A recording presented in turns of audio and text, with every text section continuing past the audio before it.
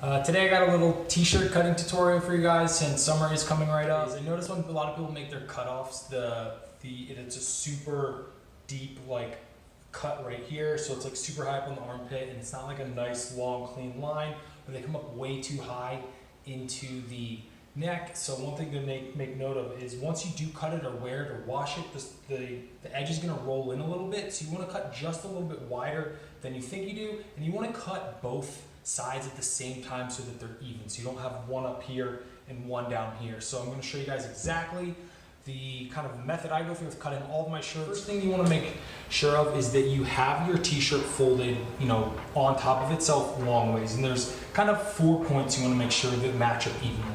One is the collar on the neck, so those should be sitting right on top of each other with their similar stitching. Same thing with the top of the shoulder, the armpit of the shoulder, and then obviously the bottom. The bottom isn't quite as important, but those are the 4 points, right? So 1, 2, 3, 4. If you notice, obviously there's a stitching on the outside.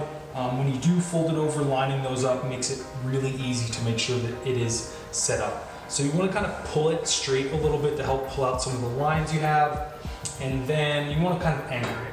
A couple points to note. I like to go about 4 finger lengths from the collar, and that's not including the collar. So on one insert in the t-shirt kind of spot, I go about 4 finger lengths there and make a small incision right there, so I know where my destination point will be. And just kind of a finger to thumb. People get scared of the depth here, but I really recommend doing at least that. I wouldn't go super, super low, but I think that's about perfect. Especially because different people's hand lengths are gonna kind of correspond to the size of your torso, so it should match up. And that'll give you a nice deep cut to about like, the bottom of the ribs here. And then what I will do is make another very, very small incision. The most important thing to make note of when you're doing this is you don't want to cut in the swooping motion. So what happens when you do that is it ends up coming in much deeper than you think, and then sometimes your nipples hang out all the time in your shirt, which you may or may not like. Just cut straight from your kind of starting point to your destination, and then the natural curve of the shirt will give you that kind of aesthetic curve there.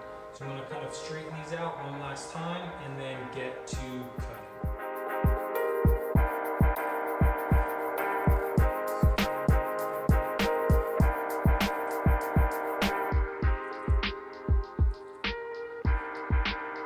Sure, just cut right through that destination line you have with your pre-cut.